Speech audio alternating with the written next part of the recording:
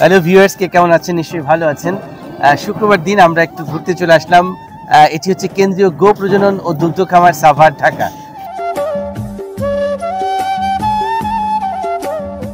রাজদিব্য এবং রাজবীর, ওরা দুইজন প্রথম গরু দেখে ভীষণ ভয় পাচ্ছিল। এখন ঠিকই তারা একটু সাহস জুগিয়েছে এবং এই যাও তোমরা ঘাস খড় খাওয়াও। হ্যাঁ, এই যে গরুগুলোকে খড় খাওয়াচ্ছে। খুব সুন্দর। রাজবীর, তোমার ভয় কেটেছে? হ্যাঁ।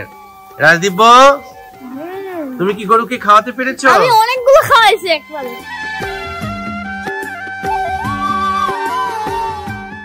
আপনারা যারা খামার করতে চান বা কোনো ডেয়ারি ফার্ম করতে চান, করার আগে আপনাদেরকে অবশ্যই এই খামার সম্পর্কে একটি অভিজ্ঞতা অর্জন করতে হবে।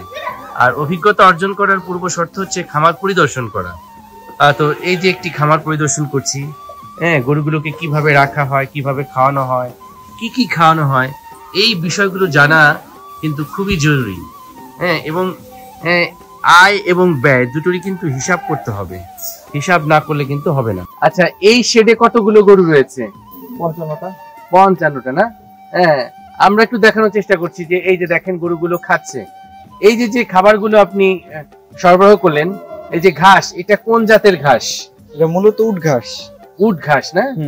আচ্ছা, কয় বেলা খাওয়ানো হয়? এটা 2 বেলা খাওয়ানো হয়। 2 বেলা। কখন খাওয়ান? সকালে আর বিকেলে। সকালে একবার, বিকালে একবার। আর সারা দিনে ওরা আসলে মোট কি খেয়ে থাকে?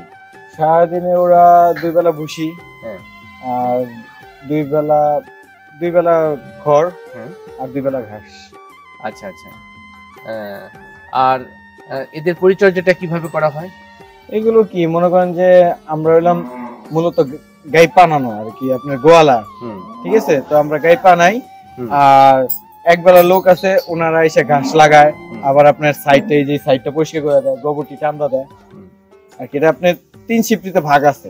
আচ্ছা। ঠিক আছে, যেমন সকালে এক শিফটি আসে 6টা থেকে 2টা পর্যন্ত, 2টার পরে আবার আরেক শিফটি আসে 10টা পর্যন্ত, 10টার পরে আবার 6টা পর্যন্ত। আমার মনে হয় যে যারা এরকম খামার তৈরি করতে চান তাদের কিন্তু হাতে কলমে এই জিনিসগুলো দেখা দরকার, শেখাও দরকার।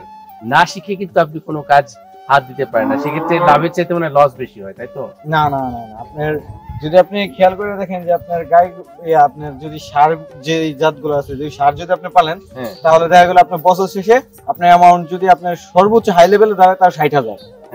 আর আপনার গাই গরু থেকে আপনি প্রতিদিন পার ডে যদি 12 লিটার করে দুধ পান, তাহলে দেখা গেল আপনার মাস শেষে প্রায় লাখখানিকের মতন আপনার লাভ আসতেছে।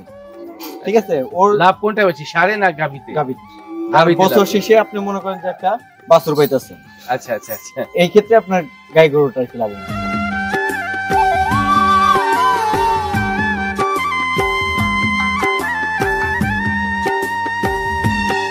Thank you very much for watching this video. এবং আপনার সময় পেলে এরকম সুন্দর ফুলের বাগানের পাশে বসুন, একটু হাসুন, একটু মন খুলে কথা বলুন আপনার প্রিয়জনের সাথে, দেখবেন আপনাদের ভালো লাগবে।